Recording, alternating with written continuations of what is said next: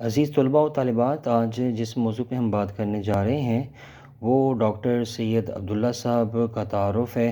Doctor سید عبداللہ صاحب کے بارے میں آپ کو بتانا چاہوں گا کہ ڈاکٹر سید عبداللہ صاحب 1886 میں پیدا ہوئے تھے اور 1906 کے اندر آپ کا انتقال ہوا۔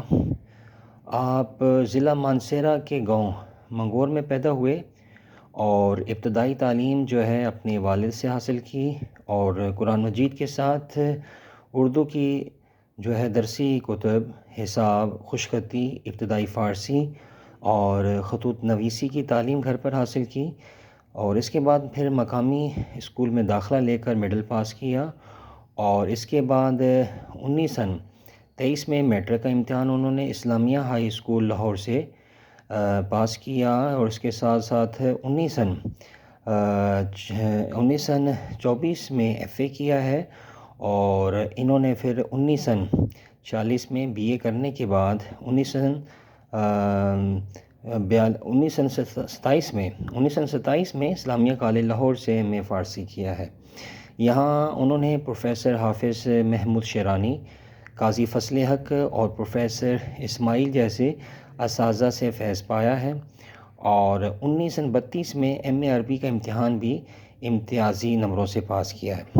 1932 میں جرمن سرٹیفکیٹ اور 1934 میں لائبریری سرٹیفکیٹ کے امتحانات پاس کیے۔ سید عبداللہ پنجاب یونیورسٹی میں عربک اسسٹنٹ کی حیثیت سے کام کرتے رہے۔ 1938 میں ان کی تقرری اورینٹل کالج لاہور میں استاد کی حیثیت سے ہوئی۔ 1940 میں وہ شعبہ اردو میں منتقل ہو گئے، اور قیام پاکستان کے بعد 1952 میں اسی شعبہ میں پروفیسر اور پھر صدر شعبہ مقرر ہوئے، یعنی اردو کے جو ہے وہ صدر شعبہ مقرر ہوئے۔ 1954 میں یونیورسٹی اورینٹل کالج میں پرنسپل کی جو ہے وہ ذمہ داریاں انہوں نے سنبھالی۔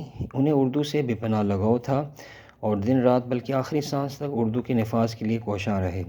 9 مارچ 1982 کو شعبہ اردو دارہ معارف اسلامیہ میں اپنے دفتر میں کام کر رہے تھے کہ ان پر فالج کا حملہ ہوا۔ کئی ماہ اس مرض میں مبتلا رہنے کے بعد آخری یہ نامور استاد، ادیب، صحافی، عالم اور محسن اردو اپنے خالق حقیقی سے جا ملے۔